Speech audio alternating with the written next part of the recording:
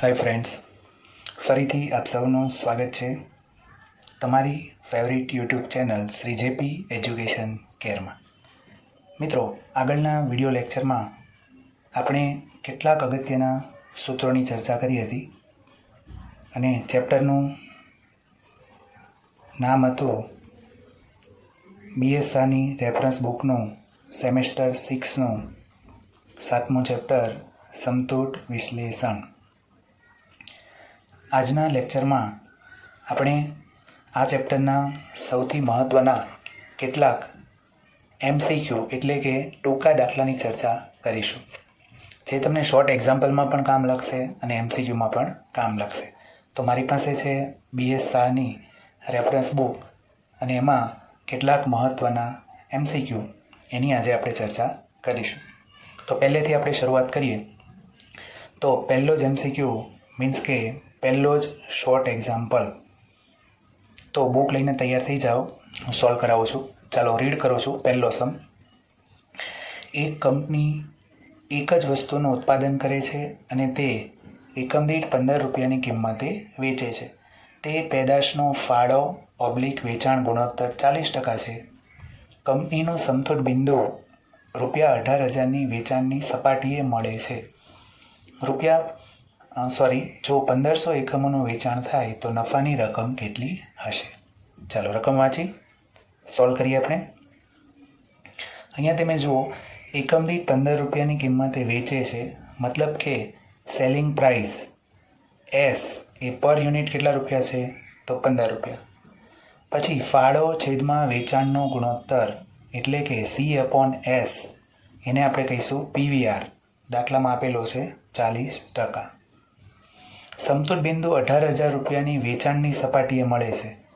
તો બીઈપી આપણને રૂપિયામાં આપ્યું છે અને એ છે 18,000 રૂપિયા. અને વેચાણના એકમો આપેલા છે. તો વેચાણના એકમો કેટલા આપેલા છે?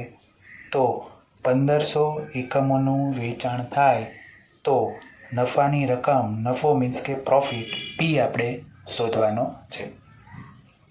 તો આ બધી બાબતોનો સમાવેશ થતો હોય એવું સૂત્ર યાદ કરો બાળકો. તો પહેલું જ જે સૂત્ર છે, પહેલા સૂત્રમાં બીઈપીનું સૂત્ર મૂકવાથી આપણને જવાબ એકમમાં મળશે. પણ અહીંયા બીઈપી શેમાં આપેલું છે? બીઈપી આપેલું છે રૂપિયામાં આપણને, અને વેચાણ શેમાં આપેલું છે? એકમમાં. તો હું પહેલી જ વાત કરું છું કે વેચાણને મારે જો રૂપિયામાં કન્વર્ટ કરવું હોય તો શું કરવું જોઈએ? તો વેચાણ રૂપિયામાં બરાબર વેચાણના એકમો કેટલા છે? તો 1500 એકમો, અને એકમ દીઠ વેચાણ કેટલા રૂપિયા આપી છે? વેચાણ કિંમત તો 15 રૂપિયા. તો બંનેનો ગુણાકાર કરવાથી 22,500 રૂપિયા એ આપણને શું મળી ગયું? વેચાણ. રાઈટ છે. હવે હું સૂત્ર જો વેચાણનું મૂકીશ F+P/PVR, તો મને એમાં જરૂર શાની પડશે? એફ એટલે કે ફિક્સ કોસ્ટ. ફિક્સ કોસ્ટ આપણને કોઈ જગ્યાએ આપેલી નથી. તો એ શોધવા માટે બીજું સ્ટેપ આપણે બીઈપીનું મૂકીએ, મીન્સ કે સમતૂર બિંદુ રૂપિયામાં. જો એ લોકોએ આપેલું છે તો બીઈપી રૂપિયાનું એક એવું સૂત્ર યાદ કરો કે જેમાં એફ આપણે શોધવો છે આવતો હોય અને પીવીઆર આવતો હોય. તો વેરી સિમ્પલ સૂત્ર છે F/PVR. બીઈપીની જગ્યાએ કેટલા લખીએ આપણે? તો 18,000. એફ આપણે શોધવાનો છે. એફ પીવીઆર કેટલા ટકા છે? 40%. 40%ને આ બાજુ લાવો તો ગુણાકાર થશે. તો માટે એફ બરાબર સ્થિર ખર્ચા 18,42,00 રૂપિયા આપણને મળી ગયા. મેઇન વસ્તુ નંબર 3, ત્રીજો ટોપિક, આપણે પ્રોફિટ શોધવાનો છે. તો પ્રોફિટવાળું સૂત્ર યાદ કરો કે જેમાં વેચાણ પણ સંકળાયેલું હોય રૂપિયામાં. તો એક સૂત્ર અપેક્ષિત નફા સહિતનું વેચાણ શોધવાનું હોય એ આપણે આગળના વિડીયોમાં સમજી ગયા છીએ. તો વેચાણ રૂપિયામાં બરાબર F+P/PVR, આ સૂત્રનો આપણે ઉપયોગ કરીશું. વેચાણ રૂપિયામાં કેટલું છે? તો 22,500. એફ આપણે કેટલો ફાઇન્ડ કર્યો છે? તો 7200 રૂપિયા. પી ફોર પ્રોફિટ આપણે શોધવાનો છે, એને એઝ ઇટ ઇઝ રાખો. અને પીવીઆર દાખલામાં આપેલો છે 40%. 40%ને ગુણાકારમાં આ બાજુ લઈ જાઓ તો 22,500 ગુણ્યા 40%. તમે કરશો તો એ આન્સર તમને કેટલો મળશે? તો એ આન્સર તમને મળશે 9000 ઇઝ ઇક્વલ ટુ 7200 પ્લસ પી. તો માટે પી બરાબર પ્રોફિટ બરાબર 7200 ને આ બાજુ લઈ જાઓ તો માઇનસ થશે, તો 9000 માઇનસ 7200 એટલે આપણને આન્સર કેટલો મળી જશે? 1800. બોલો, સમજ પડી ગઈ? ઓકે, ચાલો તો લઈએ આપણે બીજો MCQ. MCQ number 2, otherwise exercise number 2. ચાલો હું સમ રીડ કરું છું, શાંતિથી સાંભળો. એ કંપની ફક્ત એક જ વસ્તુનું ઉત્પાદન અને વેચાણ કરે છે, જેની વેચાણ કિંમત એકમ દીઠ 40 રૂપિયા છે અને ફાળો / વેચાણ ગુણોત્તર 40% છે. તેનો માસિક સ્થિર ખર્ચ 7,20,000 છે. તો તેનું માસિક સમતૂર બિંદુ કેટલું હશે એકમમાં? આપણે એકમમાં શોધવાનું છે. તો પહેલી જ વાત કરું છું કે જેટલી પણ વિગતો દાખલામાં આપેલી છે એ આપણે લખી નાખીએ તો આપણને વિચારવામાં સરળતા રહે. ચાલો તો પહેલાં એ લોકોએ શું આપેલું છે એ તમે જુઓ. તો વેચાણ કિંમત એકમ દીઠ 40 રૂપિયા આપેલી છે. વેચાણ કિંમત મીન્સ કે સેલિંગ પ્રાઇસ.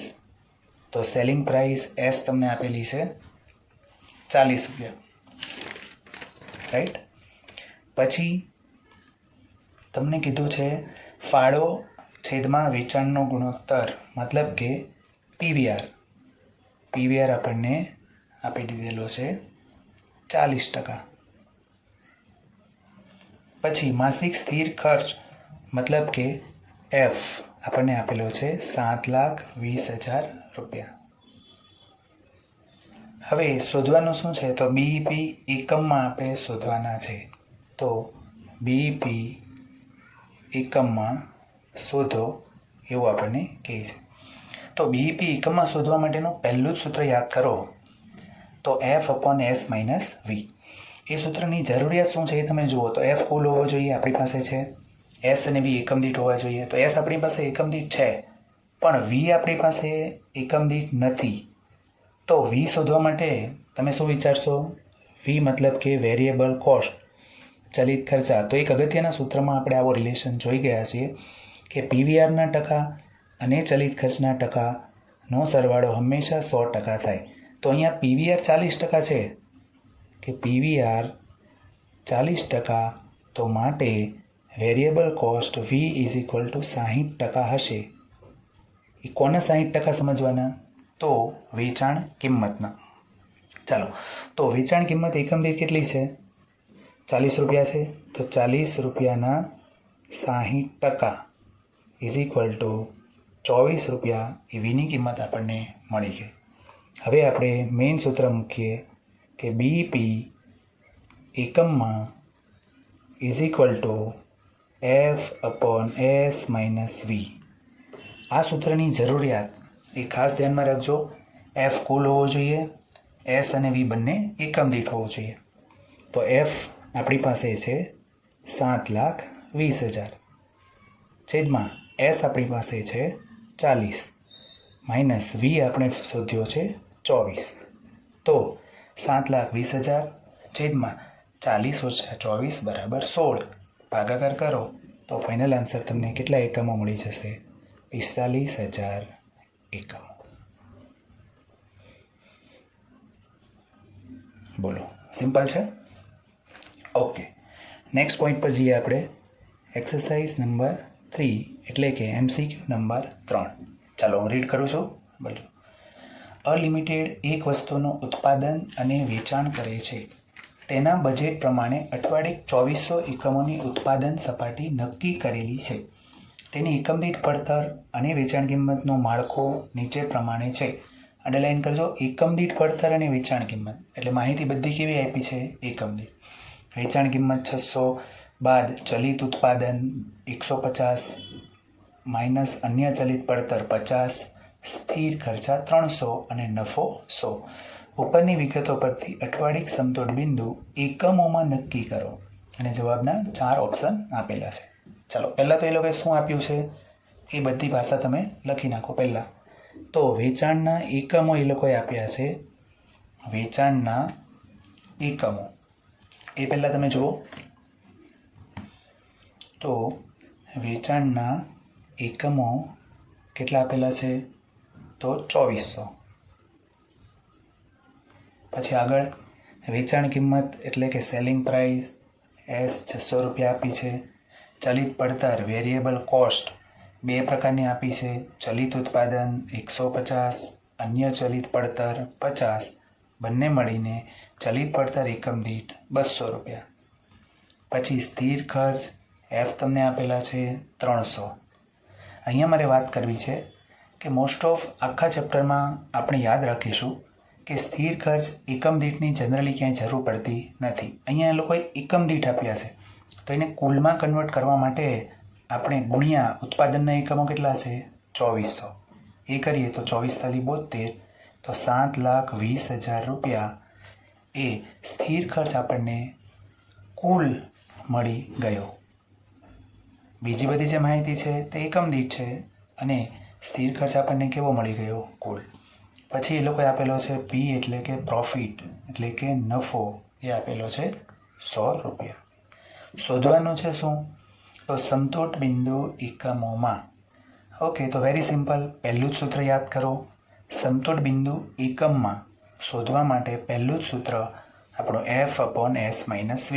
તેમાં F કુલ હોવો જોઈએ છે, S એકમ દીઠ છે અને V એકમ દીઠ છે. તો ડાયરેક્ટ સૂત્ર મૂકી દો કે બીઈપી એકમમાં is equal two F/S - V. ચલો, F બોલે તો 7,20,000 છેદમાં S એકમ દીઠ છે 600 માઇનસ V એટલે કે વેરિયેબલ કોસ્ટ એ છે 200. 600 - 200 400, 7,20,000 ભાગ્યા 400, 18×4 = 72. તો ફાઇનલ આન્સર મળી ગયો આપણને 1800 એકમો.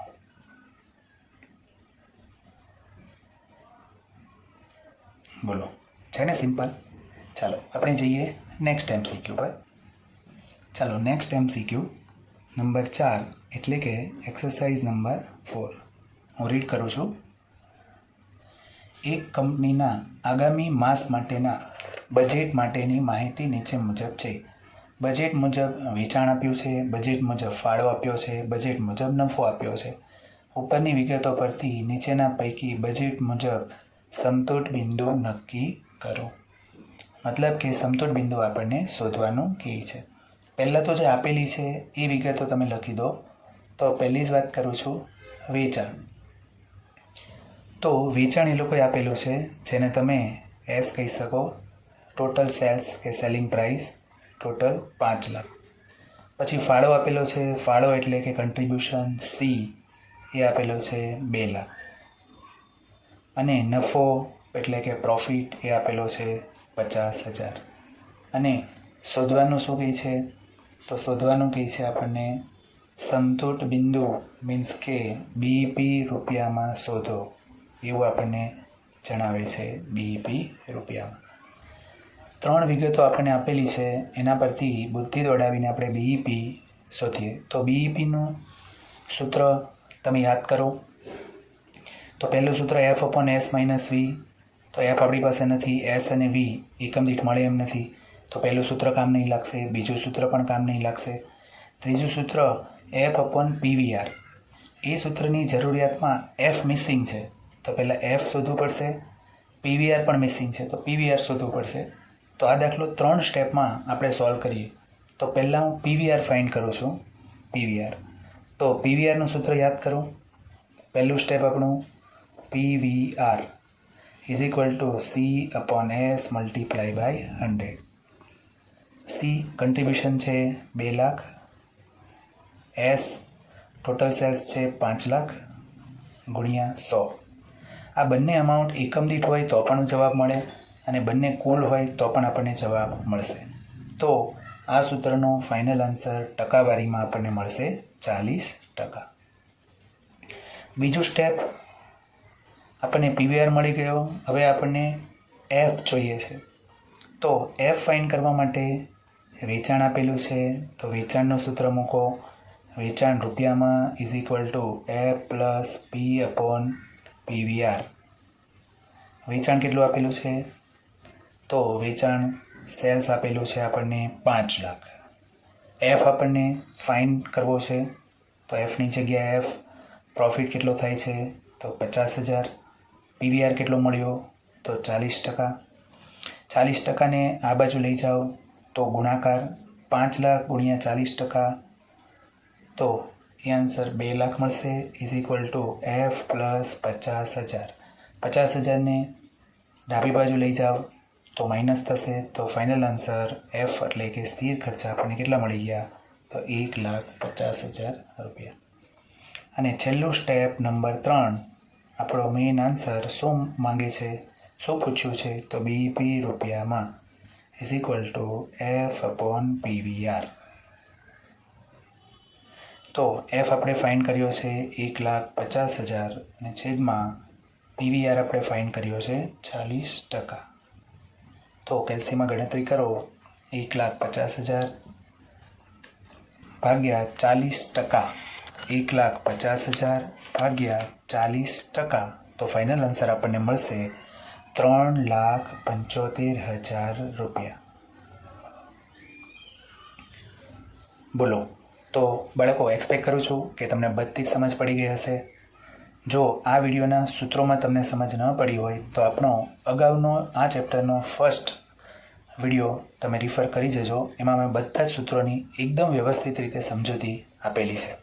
જો તમને વિડીયો ગમ્યો હોય અને ખરેખર સમજ પડી હોય તો તમારા મિત્રોને શેર કરો, લાઈક કરો અને આપણી ચેનલ શ્રી જેપી એજ્યુકેશન કેરને સબસ્ક્રાઈબ કરવાનું ભૂલશો નહીં. ત્યાં સુધી અલવિદા, તમારું ધ્યાન રાખજો. નવા સેશનમાં નવા વિડીયો સાથે આપણે ફરીથી મળીશું. જય સ્વામિનારાયણ, જય શ્રી કૃષ્ણ.